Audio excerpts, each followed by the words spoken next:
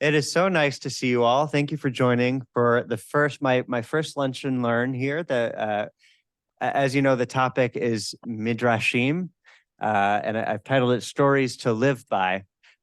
Basically, just a quick overview as people are settling in. What I wanted to do is I wanted to have a class on just my favorite Midrashim. Midrash is a form of rabbinic commentary. It can take many forms. Generally, there's Midrash Halacha and Midrash Agada. Midrash Halacha is generally more legal about the Jewish laws. And Midrash Agada, hello, welcome, hi, Rabbi Foster, good to see you. Tends to be more narrative and storytelling by nature. And I one of the things I wanted to do also was not just teach and discuss text, which of course is primary, but I also wanted to share a bit of my soul with you all. I was new to the community and get to know you all and want you to get to know me as well. So I wanted to pick Midrashim that have touched me on a soul level, that there's something about these texts that I find to be transformative, something that really compels me to this text. So I wanted to bring it all to you guys to see if it has that same effect on you or not, and we can discuss it. And by the end of the class, the arc of this class will be, my hope is that you find your own midrashim that sort of tell the story of your life or something that really encapsulates you. So as we're going through these midrashim, I want to encourage you to just make notes of, oh, this one really spoke to me, and come back to it. And by the end, maybe we'll have a go around and everybody can share which midrashim. Maybe it's one that we covered, maybe it's one we haven't covered, maybe it's one you discover on your own, one that you already know of, that really tells the story of you. So as we go on throughout the class, please keep that in mind. Hello, everybody. Nice to see you, Ruth. Thank you for coming. It's really wonderful to see everybody. Yeah, I'm going to put the source sheet on the chat as well, so you all have it. Give me one moment to do that. Let's see, what's the best way to do it? Should I just If you want to send it to me, Okay, thank you.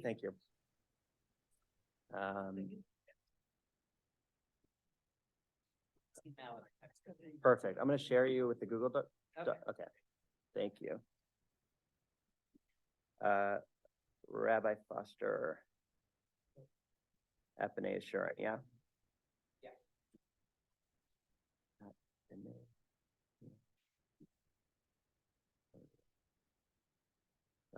.org. Okay. Good. You should have it now.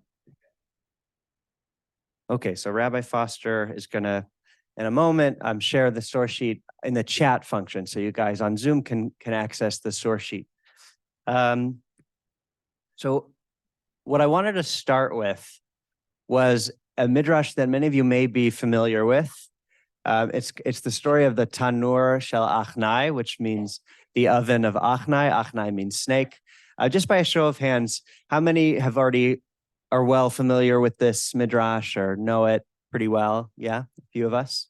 Good. So my promise to all of you raising your hand is that you learned something new about this one.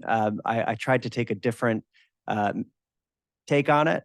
And so I hope it's still very fulfilling and it doesn't feel like, oh, of course, this one again. Okay.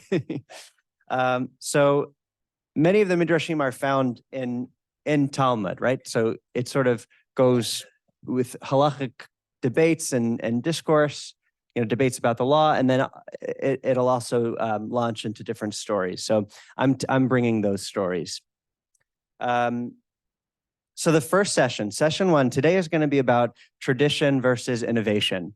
As Jews in the conservative movement, this is something that, all movements grapple with innovation and tradition in their own ways. But I wanted to sort of get to speak to that tension and try to arrive at some kind of balance informed by this text. Does that sound good? Okay, so let's dive in. I first wanted to give us a little bit of context to this story. So can somebody read from Pirkei Avot, Ethics of Our Fathers? This is Mishnah. Somebody want to read in the English? And then we'll get that source sheet up soon. I apologize to people on Zoom. I'm going to pass the mic just for now. This will be a passing mic. Yeah.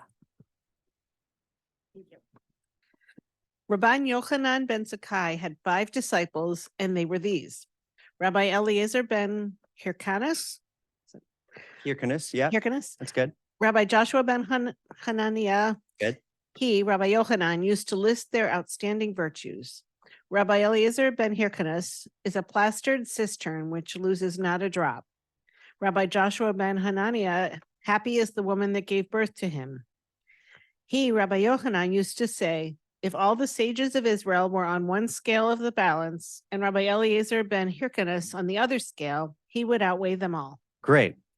So just a little bit about this. And I believe that the source sheet is now in the chat, so everybody can access it. Let me know if you have any problems on Zoom. We'll address it. So first things first, who is Rabban Yochanan ben Zakkai? Can anybody tell me something about him? Yes, so Rabban is an honorific title that signifies, a cut above, maybe the head of yeshiva. Right, so that's a big title. Good. So the yeshiva in Yavne. So Rabban Yochanan ben Zakkai has a very important story. These are all sages in the 1st and 2nd centuries, right? The destruction of the first temple. We're in the Second Temple period. The Second Temple was destroyed in 70 AD by the Romans. And there's an amazing story of Rabban Yochanan ben Zakkai escaping from the besieged Jerusalem in none other than a tomb. He pretends, how is he going to get beyond? He pretends that he's dead, and his students carry him out in a tomb, escapes in a casket. And once he's on the other side of the siege, he meets with the Emperor Vespasian. He's not emperor yet, actually. That's important. Hello, welcome. Good to see you, Michelle. Thank you for joining. Let's see, are we short on seat? I think, is that chair available? Oh, there's also one next to me if you want, either one. And grab some food. So we're just in the first source. I don't know if I have enough for everyone. So if you can share with the person next to you, if they don't have one, that would be great.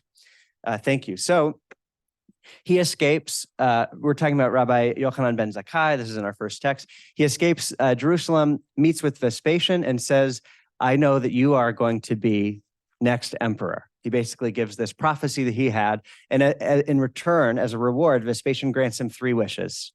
It's kind of like a genie story. And one of the things that Rabbi Yochanan ben Zakkai wishes for, like Ruth said, give me Yavna and its sages. And that's very controversial. What he's saying basically is that we can transplant Judaism, which is radical at the time, right? Jerusalem is under siege. The temple, everything is centered around the temple, right? We, at this point, and this is very important for our discussion today, everything is temple-based. We don't have rabbinic Judaism yet. That emerges in the ashes of the Second Temple, right?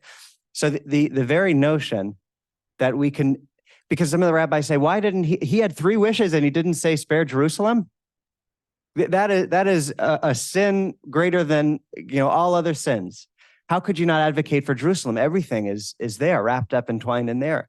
But his defense is he knew that would never get traction, that was unattainable. And he was a forward-thinking leader and said, Judaism can survive beyond the temple. Give me Yavna and its sages. That's all we need to rebuild. And as a result, there was a big flurry of Jewish creativity and innovation, and that's the Babylonian Talmud, right? Some of what we're going to be studying from comes from Bavel. So he was right in the end. We were able to flourish. Yes. Who was at Yavna already is a great question. I'll need to come back to you with a more thorough answer, because I imagine there's a reason he chose Yavna, and maybe there was already a rich Jewish center of brewing over there. So I'll get back to you with this story, unless anybody has an answer in the room. Okay, so we'll get back to you. It's a good question. Anyway, so he is one of the giants of our tradition, and he has 5 disciples. I only want to focus on 2 because these are 2 that are going to be primary in our text that we're going to study: Rabbi Eliezer ben Hyrcanus and Rabbi Yehoshua ben Hananiah. Okay, and of Rabbi Eliezer, this is important. He says, he is like a plastered cistern which loses not a drop. This is something that one of my teachers, Rabbi Candace Levy, who taught me Midrash, brought to my attention. What is so interesting about being a plastered vessel that doesn't lose a drop? If a teacher said that about you, what are they saying? You remember everything, Sheila says. Good, right? You don't miss a thing. Good. Any other thoughts? What's a downside? Is there a downside to being a plastered cistern that doesn't lose a drop? Good. Maybe you're not open to new ideas. That's perfect. Right.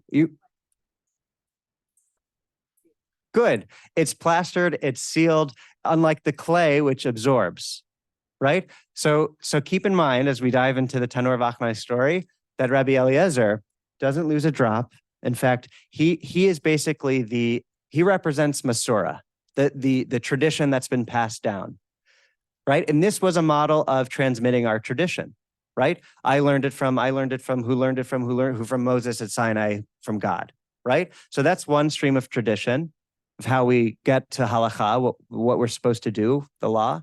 But another way that's emerging at the same time the temple is destroyed is innovation, agada, right?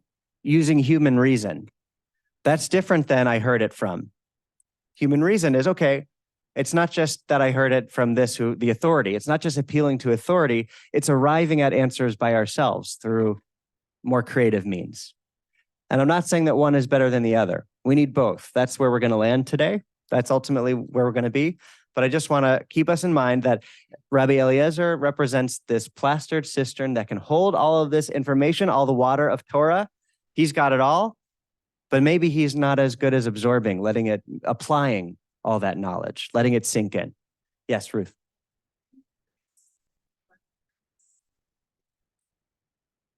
Right. Good. So Ruth is saying, but look. It says very clearly that if you put him on a scale and everybody else on another scale, he would win. I'm bringing that up because something very interesting is going to happen in the story that you might not expect going off of that. And I did cut this off early. If you read later, somebody argues, well, no, actually, if you put Rabbi Eliezer and everybody else on a scale, but this scholar on that, he would. So there is an argument about that. Yeah. But either way, he is there's no debate that he is one of our best. Okay, now I want to dive in to the Tanur of Achnai story. Let me make sure it's correct on. Good. I think, forget that it says Rashi on Exodus. That's a misprint, and I apologize. Okay, so let's read the English. This is the Tanur of Achnai story. Who can volunteer? It's long, so I might stop us at certain points for context. And anybody on Zoom, you can also volunteer to read. Any volunteers from anyone with us? Okay, can somebody pass the microphone to Sheila, please?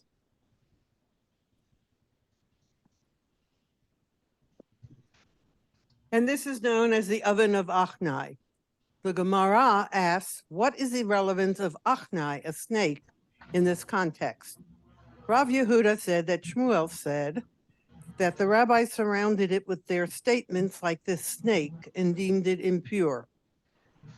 The sages taught on I'm going to pause us for just a sec, Sheila. Sorry. By the way, this is from Bava Metzia 59b. Okay, just so we know where it's coming from the Babylonian Talmud. So we're getting this vision, this image of a snake. Why is it called the oven of Achnai, of snake? And they're saying it's because they're going to be debating the purity status of an oven. Okay, this is a very esoteric debate. Is this oven ritually pure so we can use it, or is it impure, rendering anything we would cook in it to be tameh, impure, right? So there's very, very esoteric conversation, but a snake, just some things that are evoked by snake. What are things that are evoked when I say snake? they're sneaky. Sneaky, They curl, scary, They move curl, around. right? So you can imagine it wrapping itself around. This would be like think of like a dome-shaped oven. Okay, so maybe it's like wrapping itself around. What else from a snake? What else? Where does your mind go? Slithers on the ground. Good. You're going back to Adam and Eve. Very good, right? So yes, but that's okay. I think we're going to make that connection. Okay. So, sorry. Venomous. Good. So there's something about tongue, venomous tongue.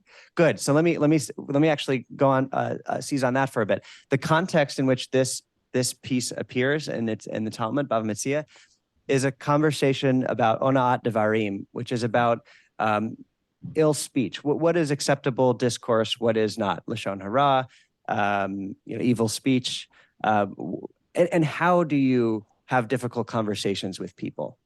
Right. So that's actually the context in which this story arises. So good. A venomous tongue is important here, talking about how do we speak to people in a way that's respectful. Yes. Good. Conniving. Okay, maybe there's something mischievous going on. Another thing is that go ahead. Hidden. Good. Okay, maybe camouflage, something secretive or in hiding. Step on it when you don't want to. Good. The other thing I'll say is impurity, right? Snakes are an impure, they're not kosher. They're considered. So when we talk about this impure oven and the snake, there's something about speech, how we speak. There's something about impurity, and there's something that might be taking us back to Gan Eden, the Garden of Eden. Okay, good. Let's keep all that in mind as we continue. By the way, I want to say one more thing about Rabbi Eliezer. He is a student, not only of, so we learned that he's a student of Rabbi Yochanan ben Zakkai, but if you go back even further, he is a student of Shammai. And Rabbi Yehoshua, who's the other student that we learned, he said, our first text said that his mother would be very proud of him. Do somebody see a hand up on Zoom? Okay, I'm going to get to it in just 1 second. Just want to finish this thought. He is a student of Hillel. Good. And by the way, the reason it says his mother would be proud of him, Rabbi Yochanan ben Zakkai says that about him. There's a story that his mother, when he was a baby, would take him basically to shul and in the cradle so that he could hear Torah. So his pious mother would be proud of him. Okay, good. Yes. Thank you, Nelson. Normally we think of snakes negatively, but today I saw a bumper sticker which reminded me of one of the sayings of the American Revolution, which was a cut snake, and the slogan was "Hang together or die." Right. So don't tread on me. Yeah. Well, not don't tread on me, but don't. If it's cut, it's dead. Good. Correct. Right. Talking about the colonies and yeah, American history. Beautiful. That is a great point, because we're at a revolution point in our history here, right? The temple is destroyed, is about to be destroyed. And actually, when the rabbis are talking, it's destroyed. And they have to figure out, how do we move forward? And the question is, do we do that together? Or because the story we're about to dive into is about a big debate. And you'll see at one point, all this entire enterprise is threatened to collapse. And the question is, how important is staying together versus how important is arriving at halakha, truth? What are we supposed to do? Our behavior, is that more important than unity? Getting at what's correct, what's right, what's objectively true? Or do we sacrifice some of that for the sake of unity? Does that make sense? So that's a great point. That actually is going to be really relevant to this discussion as well. Okay, good. So let's continue reading. Sheila, where did you stop? I stopped you. I know you. Okay, good. Okay, so no worries. You could handle that. Does somebody want to continue reading? Great. So keep in mind, the rabbis are deeming it impure. Keep going. I'm trying to remember. The sages taught, we're on line 4. 4 lines from the top. The sages taught that day Rabbi Eliezer answered all possible answers in the world to support his opinion, but the rabbis did not accept his explanations from him. Good. Let's pause for a sec. So our two teams are, on one hand, good. So Shammai and Hillel, they come back. They're the teachers of his teachers of his teachers. But it is, at a sense, a Shammai and Hillel debate through their students. So we have Rabbi Eliezer, who is a student of Hillel or Shammai. Which one? Hillel. Rabbi Eliezer is Shammai. So Rabbi Eliezer comes from Rabbi Yochanan bar Yochai, who eventually he sort of represents the Shammai stream. Okay, and what do we know about the Shammai stream? They were more rigid. More rigid, right? and it says that Hillel gets this world, Shammai gets the world to come. These are all, I know I'm planting a lot of seeds here, but a lot of threads, but we'll tie them all at the end, I promise. Okay, so we have Rabbi Eliezer, who's influenced from the Shammai school, and we have everybody else, right? And everybody else is saying it's impure. Rabbi Eliezer is saying it's pure. And in our story, it said if you put all the rabbis on a scale and Rabbi Eliezer on the other side of the scale, who would win? Rabbi Eliezer would win, right? And we're going to see something a little interesting in this story you might not expect. Okay, keep going.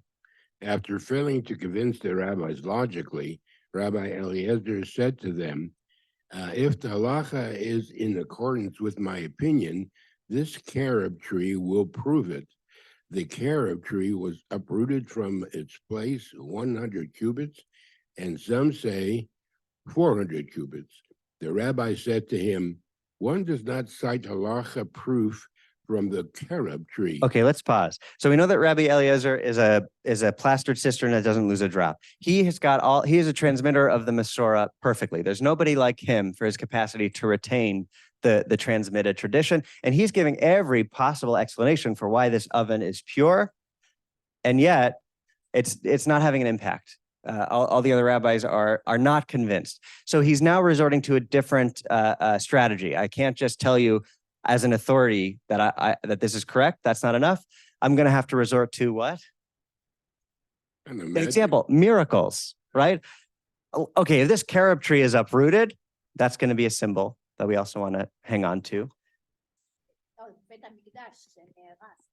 Good about the Beit Midrash. Right, something being uprooted is important. Yes. So if this is uprooted and flung, then I'm right, and it actually happens. Are the rabbis going to be convinced? No. Keep reading. Rabbi Eliezer then said to them, if the halacha is in accordance with my opinion, the stream will prove it. The water in the stream turned backward and began flowing in the opposite direction. Okay, we have another miracle. Are they going to be convinced? No. No, keep reading. They said to him, one does not cite halachic proof from a stream. That's not how we get our law, halacha. That's not how we determine our laws. Not through miracles and not through Rabbi Eliezer's perfect retention of the tradition either. Keep going. Rabbi Eliezer then said to them, if the halacha is in accordance with my opinion, the walls of the study hall will prove it. The walls of the study hall leaned toward inward and began to fall.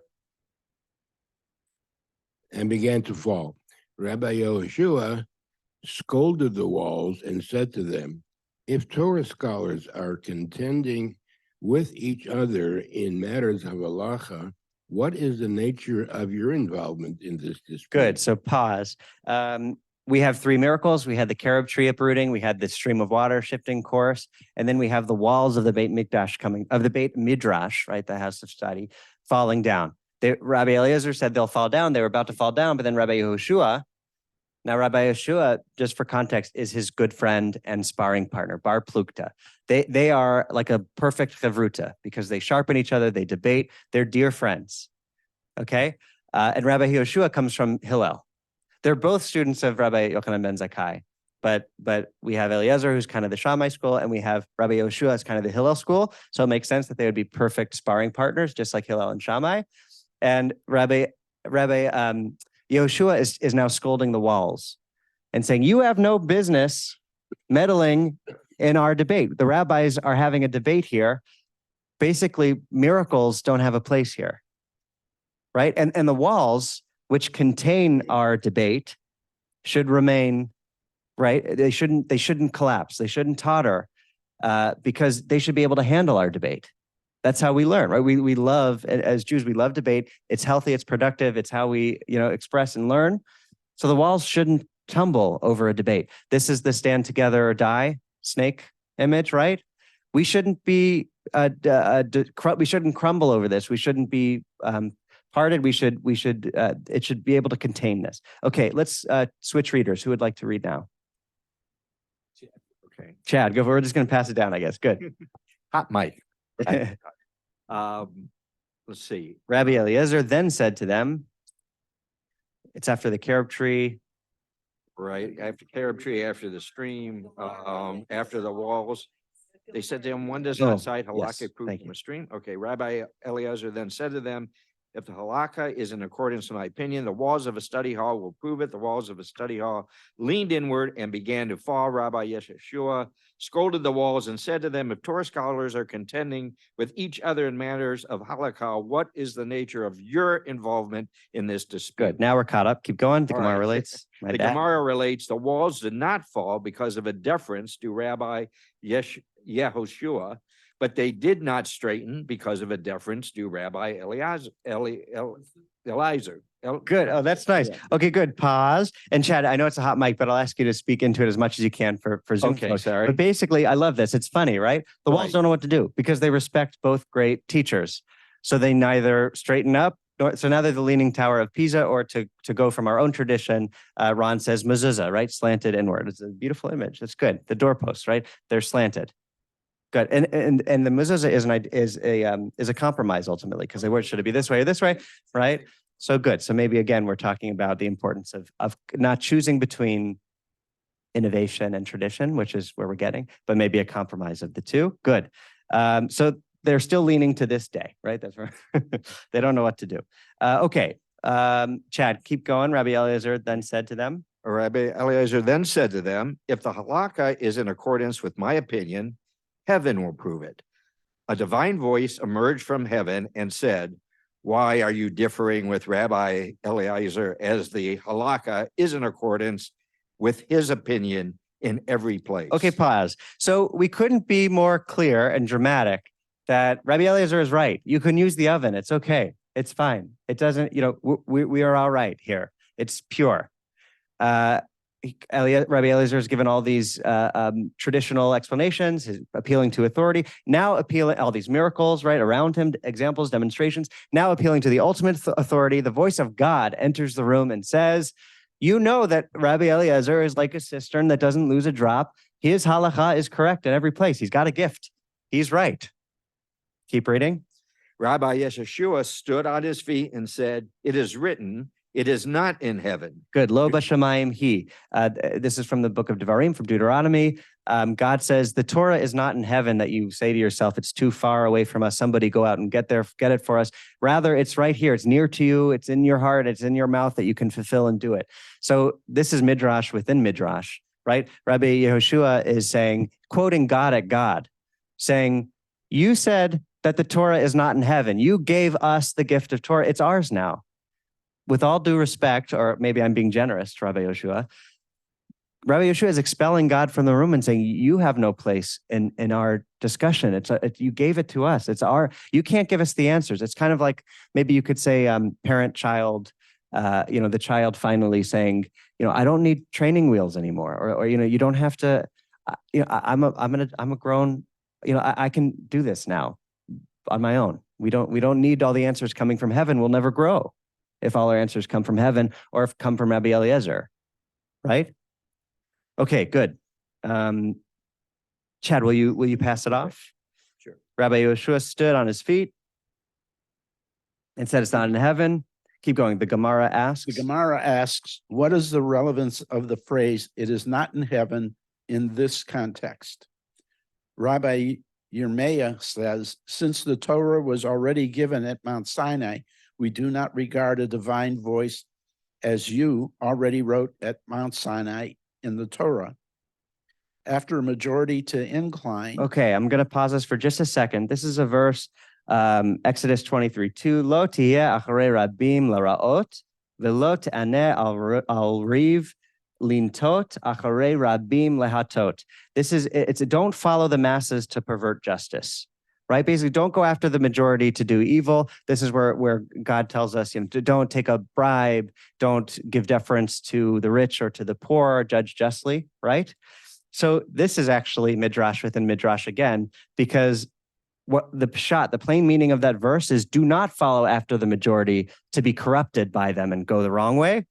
But the rabbis actually, from that verse, derive rabbinic authority in saying that God says, to follow the majority who make it basically majority opinion. Yes, that's true. Listen to, right. It says, right, that you go, right. The Elohim, in this case, judges, that you listen to your judges, right? So that is, so the rabbis are saying, we have a majority rule here, right? There's all these rabbis on saying that the oven is impure. We have one rabbi, Rabbi Eliezer, saying it is pure. And the way that they are midrashically reading this verse, not to go after the majority, to actually mean that we follow the majority, which is just interesting to see how we get from how the law is originally received to what the law becomes. But that is obviously, that's the theme of today with innovation and change. Yes, from Zoom. So is what they are saying, effectively, if the verse says don't follow the majority to be corrupted, they're inferring that if the majority is not corrupted, do follow them. Is that the point? Sure. This would actually be a whole nother session about midrashically, how did the rabbis take this verse and from that derive that we're actually majority rule? Because it's like for instance, if we could do another session on Ben Sorer Moreh, the wayward and rebellious child, how the son, in this case, how the rabbis limit that law out of existence. Right. Originally, like if you have a drunkard, a rebellious, that you take them to the town square, stone them with stones, right? And the rabbis say that can't be what God actually wants, and they limit it out of existence. So it'd be a whole nother session. It's a great question, but it'd be a whole nother session of midrashically, how do the rabbis infer from that verse, go from there to that you follow the majority as like a majority rule kind of thing. Obviously not to go worship idols, not to go, right? But in terms of deciphering halakha, Jewish law, that in this case, there is a majority rule aspect here that they're quoting. Okay, but by the way, what else? Lehatot, to lean. What else leaned in this story so far? The walls. The walls. In Midrash, everything is symbolic and important and comes back. Okay, so we have an uprooting, which we're going to get back to, but here is where the walls leaned, and there's this idea of going after the majority. Okay, good. Nelson, yeah. Is this also Please. an anti-Christian midrash? That Say more. Well, because like breaking out of Judaism. Thought they had halakha right, and the Jews that God had given up, and the Jews are saying, no, we've got it right. Jesus is not the Messiah. Interesting. But they can't say it officially because maybe there's too much political conflict, but they could lay out the dimensions of it here. That could be right. Obviously, the Torah verse obviously precedes Christianity, but here in the Gemara, there's plenty of polemics. There's a lot of anti-Christian conversation in the Gemara, and they did have to hide it. There are words that are changed so that the censors wouldn't see what they were saying about Christians. So this could be there. It certainly could be a little bit of a don't follow after the majority away from Judaism. That's good. Okay, let's keep reading. The Gemara relates. Yeah, Gemara relates. The Gemara relates years after this incident. Years after this incident, Rabbi Natan encountered Elijah the prophet and said to him, "What did the Holy Blessed One do at that time when Rabbi Yehoshua issued his declaration?" Elijah said to him, "The Holy Blessed One smiled and said, 'My children have triumphed over me. My children have triumphed over me.'" Okay, pause. So it's oftentimes the story ends there. And it's a really powerful story. You have the rabbis essentially expelling God from the room, parting from Rabbi Eliezer and this sort of like direct line to authority model, and responding to the rabbis saying, "You gave us Torah, it's not in heaven, don't come down and give us the answers." And God smiles and says, "My children have defeated me, my children have defeated me." And it almost sounds like pride, right? God smiles and says, "I know that the tradition's in good hands because they love it so much that they don't want me to give them any shortcuts. They want to toil in Torah scholarship. I taught you well." Yes. Right. Maybe it indicates that that's what God wanted all along, that they would do this, right? To not need you anymore. It's painful, but it's also a sign of healthy growth and and this is going to live on. Challenges like the destruction of the temple, independence, right? Right. This is good. Going back to the American history part, right? This is sort of Declaration of Independence kind of thing, right? Especially if you're talking about sources of authority, monarchy, or just one person having told. Maybe this is a democratization of things, saying, we're going to have majority rule. We're going to debate, and all of that is going to be not squashed but welcome. And that's how we're going to make our decisions. And even if our decisions aren't perfect, maybe the system is perfect. This system of argument and debate for the sake of heaven, and that's what's most important. It's a peaceful debate, it's not what's happening now. As long as it's a peaceful debate, right? We've forgotten how to have these kinds of peaceful conversations where we respect others' opinions and hear them out and maintain them, right? We're not squashing Rabbi Eliezer here and saying, well, actually, you're going to see what happens next. Because maybe this is not an example necessarily for how we should behave, but a warning for what happens if we continue down this slope. Yes.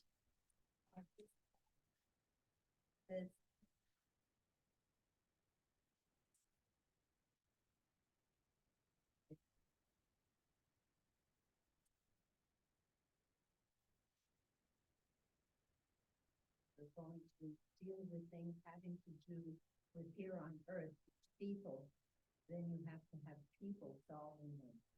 It doesn't really involve them. Just to repeat so everyone can hear, that you have to know what involves heaven and what doesn't, right? There needs to be boundaries. God gave us, Shemaim Adonai v'haaretz natan livnei Adam. God gave earth to people, right? God shouldn't cross this boundary in a sense, because this isn't a matter for heaven. This is a matter for us to work through, right? So knowing right, and the whole idea of proper boundaries gets us back to the leaning walls. Yeah. Okay.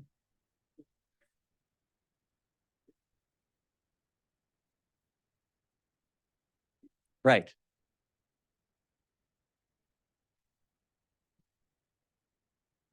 Good. Right. So there's still the concern that the power is concentrated in a select group, right? The rabbis. So even though you're democratizing it a little bit, it's still not all the way, because it's not the common folk. It's still this sort of like elite learned class. They would never describe themselves of sorry? Self-selected, maybe too. Right. Good. Okay, I want us to keep going. So let's pass readers. Let's go to the sages said on that. Okay, good. Let's keep going. So the sages said on that day. The sages said on that day, the sages brought all the ritually pure items deemed pure by the ruling of Rabbi Eliezer and burned them in the fire. And the sages reached a consensus and ostracized him. Okay, so Helena, to your point, this is not an example of civility, and this is expelling. They expelled God from the room, and now they've expelled Rabbi Eliezer. They've ostracized him. And they not only that, it wasn't this like respectful dialogue that his partner, Rabbi Yehoshua, would have wanted, right? Because they had respectful conflict all the time. They literally burned everything that he declared pure. Because they're saying, not only are you wrong about the oven of Achnai, we can't trust any of your decisions anymore, because that's not how we arrive at our decisions through your cistern not losing a drop model anymore. Now, we're having this, it's now innovation instead of over tradition, right? I told you that ultimately we want the combination of tradition and innovation. Here we have the rabbis that are fully innovating now and steamrolling tradition, steamrolling Rabbi Eliezer and expelling him. So keep going. Nasty. No, that's the point, right? Remember, we talked about the snake and the poison tongue. Ona Atavarim. This is the poisonous part. This is why it's in Bava Metzia where it is found in the Talmud, because this is not an example of having healthy conflict or doing it in a respectful manner.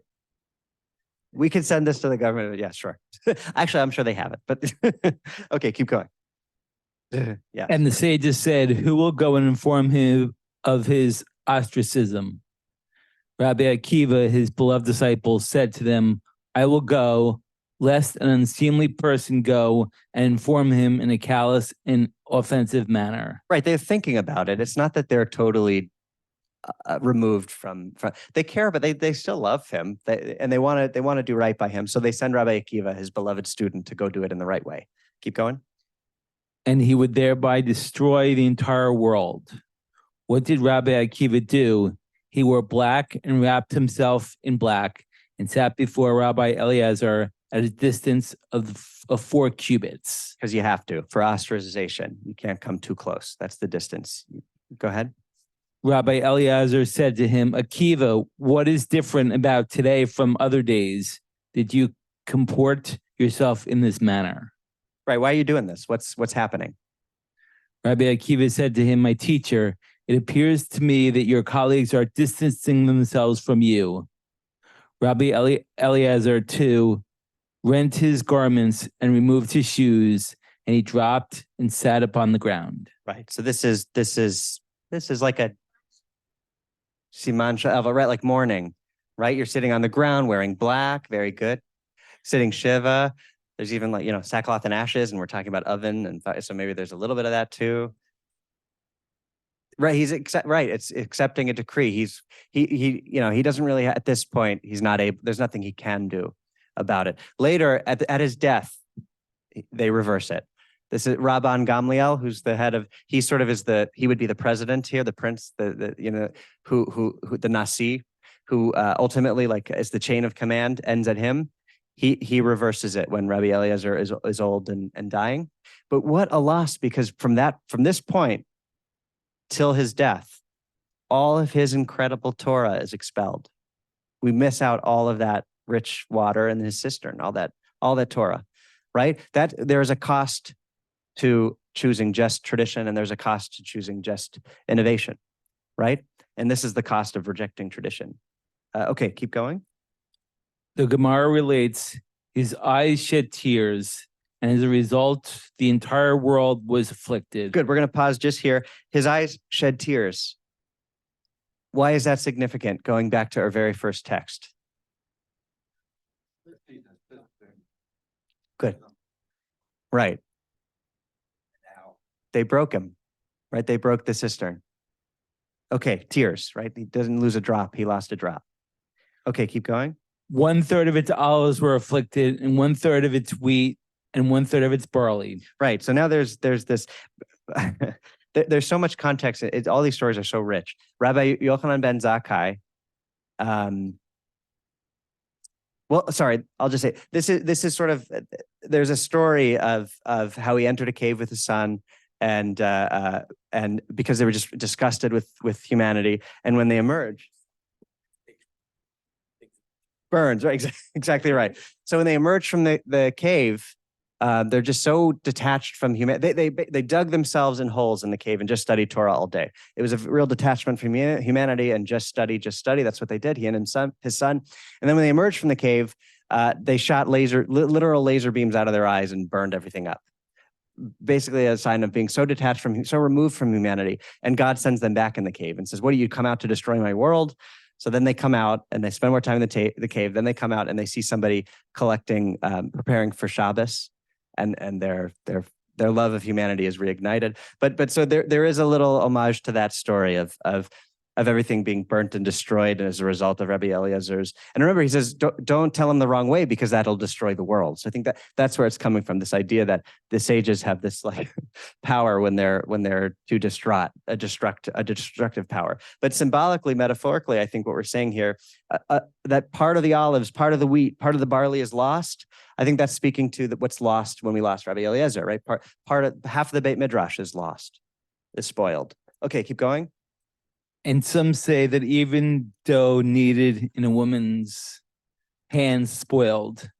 Yep. The sages taught there was great anger on that day, as any place that Rabbi Eliezer fixed his gaze was burned. Right. That's why Ron said I was getting ahead of myself. But there it is. That homage to that story. Okay. There's a lot in here. Some reactions on the balance between innovation and change. That 1/3 significant? Should be 1/3 tradition and 2/3 innovation? Right. Maybe the 1/3 is significant. Maybe that's the balance. 1/3 tradition, 2/3 innovation. That's interesting. Maybe. I like that. Yes, David and Debbie.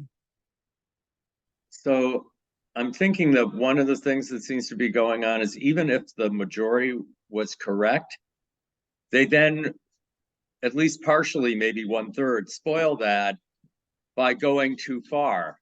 They didn't Mhm. have to expel Eleazar. They could have still learned from him other things, even if this is ending up being something where they're, if you will, winning and he's losing. It doesn't say, for example, that he became angry with everyone else because their opinion was the opinion that ends up standing, even if a Bat Kol is saying that he's right. It doesn't ever say that. It just says that they expelled him. Right. So perhaps the message is that they shouldn't have expelled him. He still had something to teach. He still had something.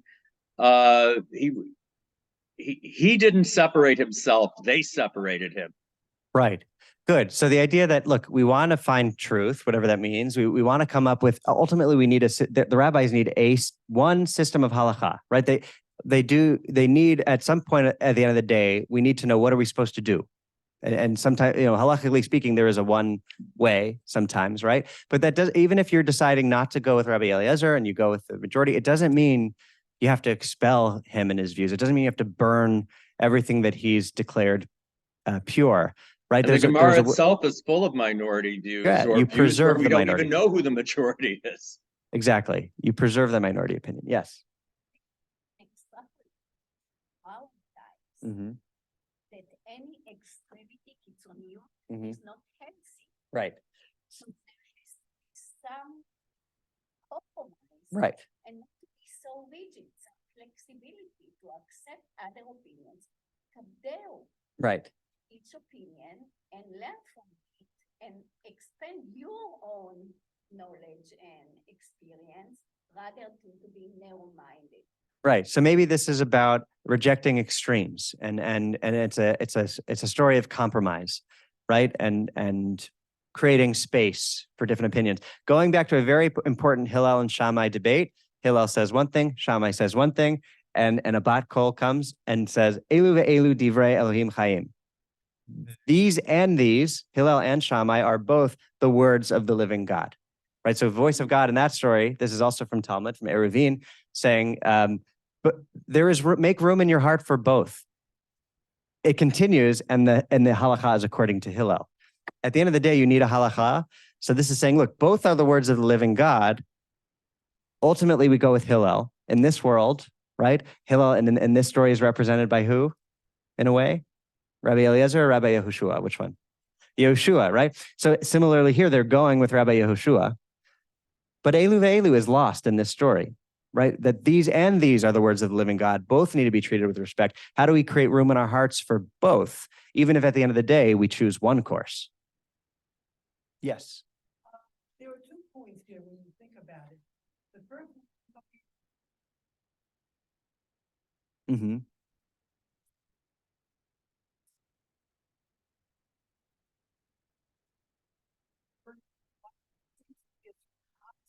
he knows he's smart.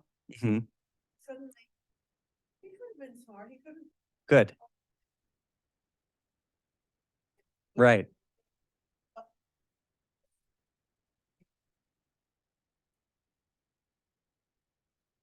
You don't want him around. Good, good. So we talked about how the rabbis had a poisonous tongue, onat davarim, right? Like a snake, they encircled with their venom and their, right? But maybe Rabbi Eliezer wasn't so innocent in the way that he comported and the way he spoke and communicated as well, right? Maybe he was a little bit out of touch and this haughty, I know everything, and that doesn't work either, right? So again, it's balance. It's not just one side or the other. Good. And I want to go back to the symbols for a moment, right? So we had the carob tree being uprooted, right? In Aramaic, itaker, from the word from Hebrew ikar, right? And meaning uproot. So what does anybody make of that?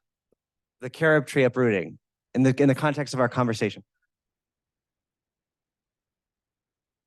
Yes, it means principle, essence, the essence of something. Ikar and tofel, right? So the essence and the chaff, basically. Right. So what does anybody, in the context of our conversation of innovation and change, the way we're deriving law versus the way before the temple, when we had the temple directly from God versus now needing a new system? What's the, yes, please.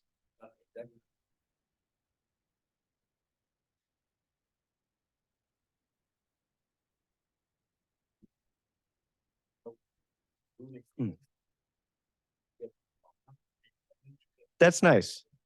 That's really nice. So I never looked at it that way. So it was uprooted and flung a certain amount of cubits.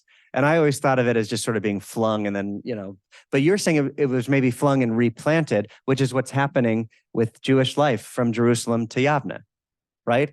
It's being uprooted and it's being replanted somewhere else. That's a lovely image. Babylon, right? And Babel, yes. Yes.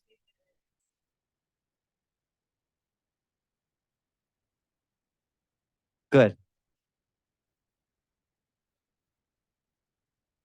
Good, right? So the idea, that's a classic story. There's an old man planting a carob tree and another man walks by and says, "Foolish old man, why are you planting? You're not going to live to enjoy its fruit." And he says, "I'm not planting it for myself. I had trees because the generations before me planted. I'm planting for the next generation," right? So that's what the rabbis are doing here. They are planting for the next generation. They're saying, look, the systems we had are not going to work anymore.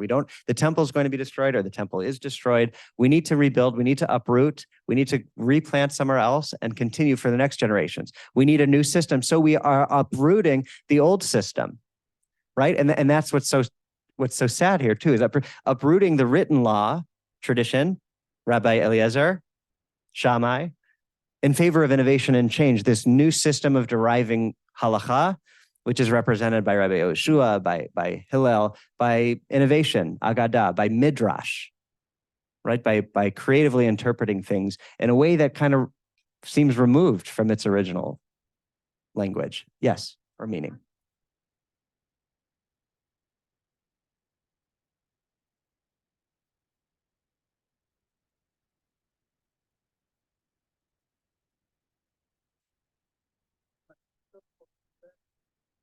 From that which might have otherwise been passed away.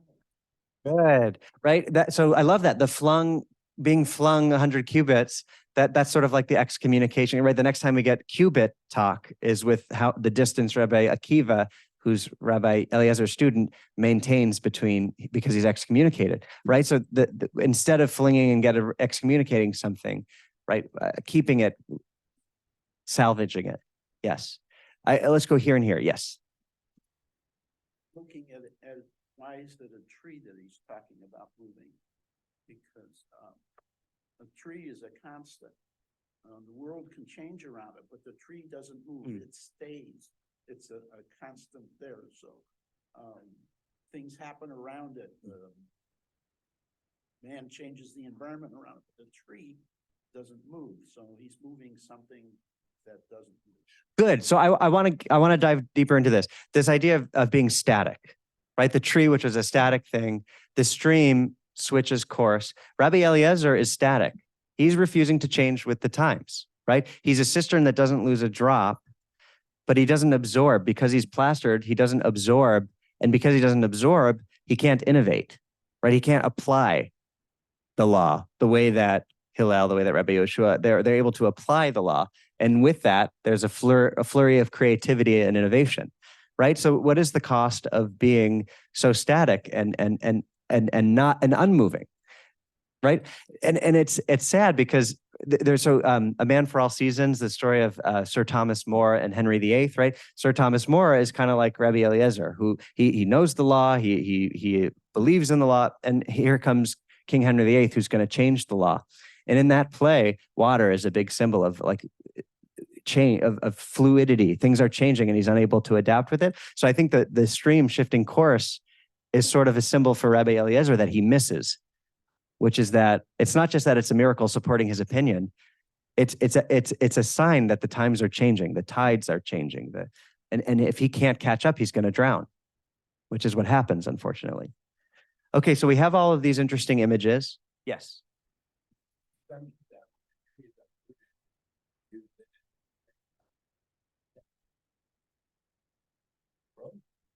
Well, yes, of course. Yes.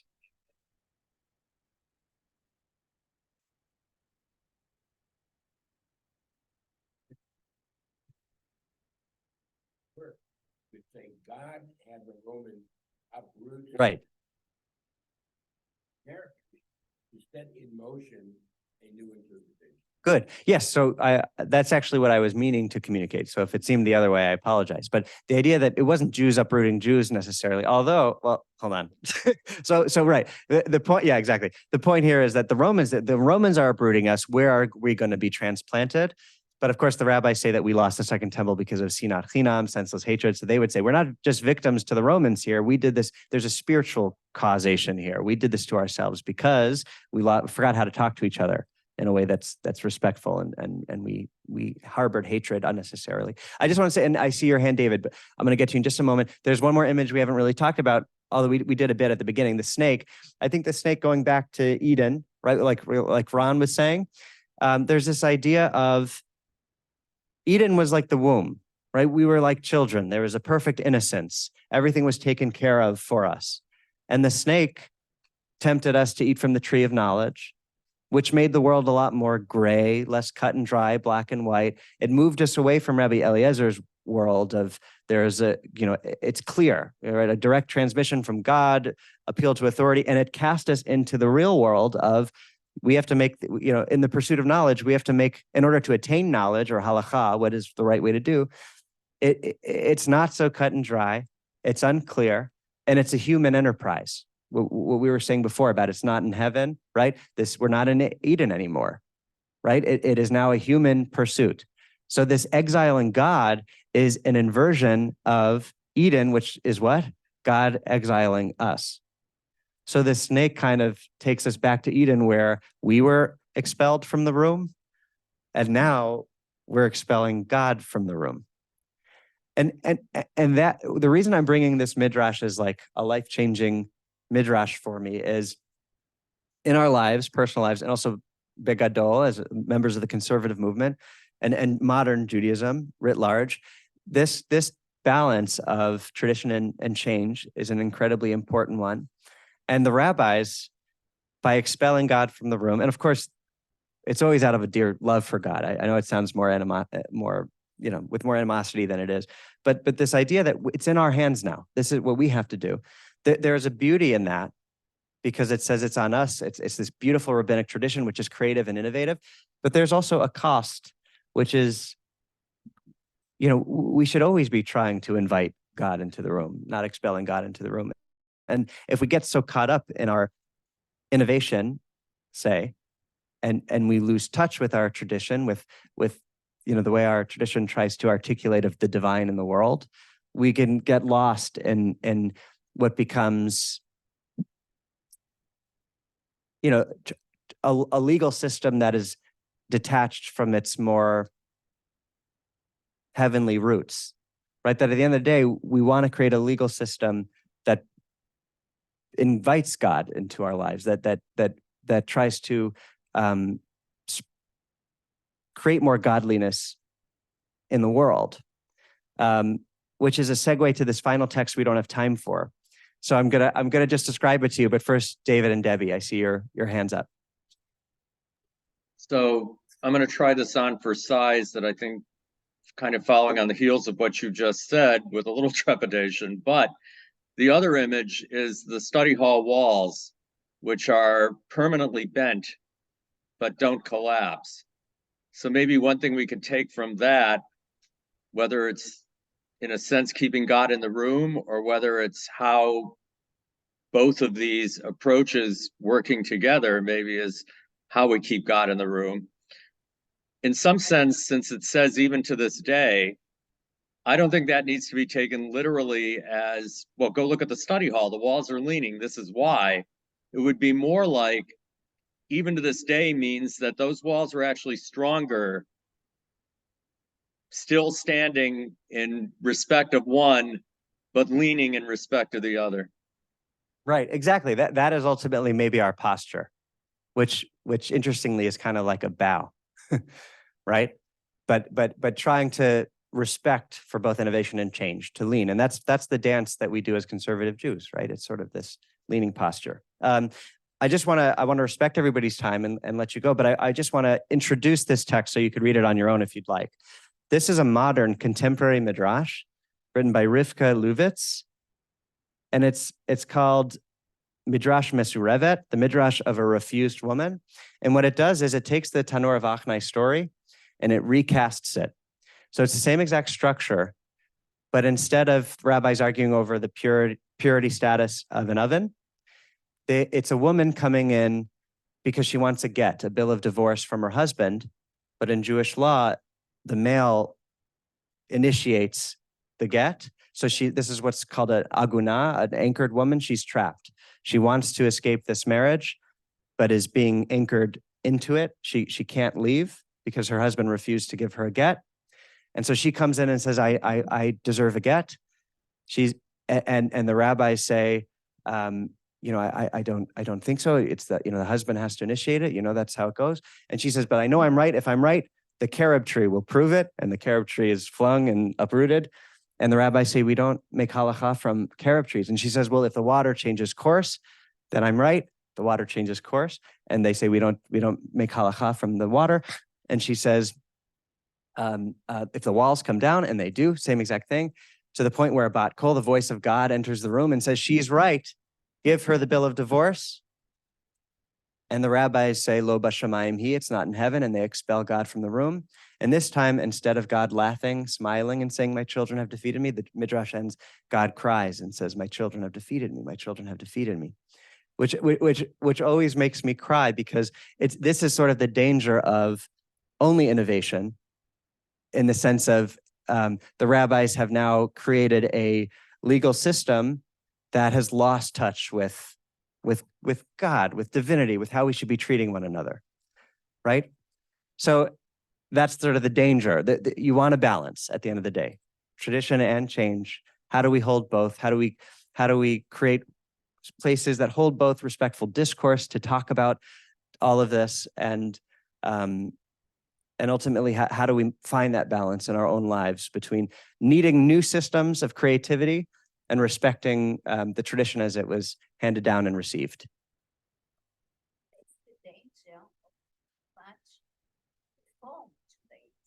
Sure, too much of anything.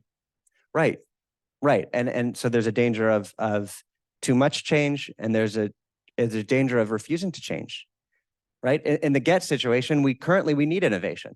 Right. We need innovation to help us around this situation where women become aguna, become trapped and anchored. Right. We need more rabbinic innovation here, even though initially, the rabbinic legal system arose through innovation. Now we actually need more innovation because it didn't go far enough. Right. We need more.